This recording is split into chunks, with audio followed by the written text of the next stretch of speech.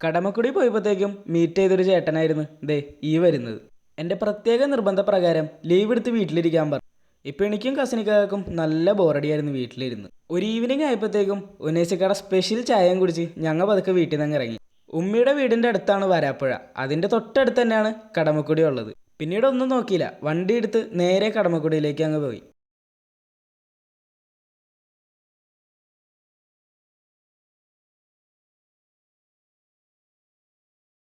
ഇവിടെ പ്രത്യേകിച്ച് കാണാനൊന്നുമില്ല. ഫുള്ള് ദേ ഇതേപോലെ വിജനമായ കായലുകളാണ്. അതിനോടൊപ്പം തന്നെ നല്ല കാറ്റും. ഐസ്ക്രീമൊക്കെ വാങ്ങിച്ച് നേരെ കായലൊക്കെ നോക്കിയിരുന്ന് അങ്ങ് കഴിച്ച്. പിന്നീട് വണ്ടി എടുത്ത് ഒരു 2 റൗണ്ട് വെറുതെ കാറ്റൊക്കെ കൊണ്ട് ഇങ്ങനെ പോണേരുന്നു. അവിടെ നിന്ന് ഞങ്ങൾ നേരെ പോയത് ഓപ്പൺ ജിമ്മിലേക്കായിരുന്നു. ഇതൊക്കെയായിരുന്നു എൻ്റെയും കസിനിക്കാക്കയുടെയും മെയിൻ വിനോദം. ഇതൊക്കെ കഴിഞ്ഞ് തിരിഞ്ഞു നോക്കുമ്പോഴത്തേക്കും ഒരു പാട്ട് കേട്ട്. ഈ ചേട്ടൻ വരുന്ന ആൾക്കാർ അട്രാക്ട് ചെയ്ത് ബോട്ടിൽ കയറ്റാനാണോ എന്നറിയില്ല, കിളിപോയ പോലെയായിരുന്നു പുള്ളിയുടെ സ്വഭാവം. അതുകൊണ്ട് നമ്മളാരും ആ ബോട്ടിൽ കയറിയില്ല. ഞങ്ങൾ പതുക്കെ കായലിൻ്റെ നടുക്കൂടെയുള്ള ഈ ഒരു വഴിയിൽ കൂടെ അങ്ങോട്ട് നടന്ന് പിന്നീട് വണ്ടി എടുത്ത് കുറച്ചുകൂടെ ഫ്രണ്ടിലേക്ക് പോയപ്പോഴത്തേക്കും ഒരു ചായക്കട ഉണ്ട്.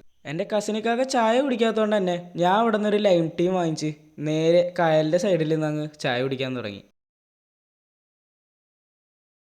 ഇനി നേരെ വീട്ടിലേക്ക് പോകണം. പോകുന്ന വഴിയിൽ ഉനൈസിൻ്റെ കടയിൽ കയറി വീണ്ടും വെറുപ്പിച്ച് ഒരു സോഡ സർബത്തും കുടിച്ചിട്ടാണ് ഞങ്ങൾ ഇറങ്ങിയത്. അപ്പോൾ എന്നെ ഫോളോ ചെയ്താൽ അടുത്തൊരു നല്ല വീഡിയോ കാണാം.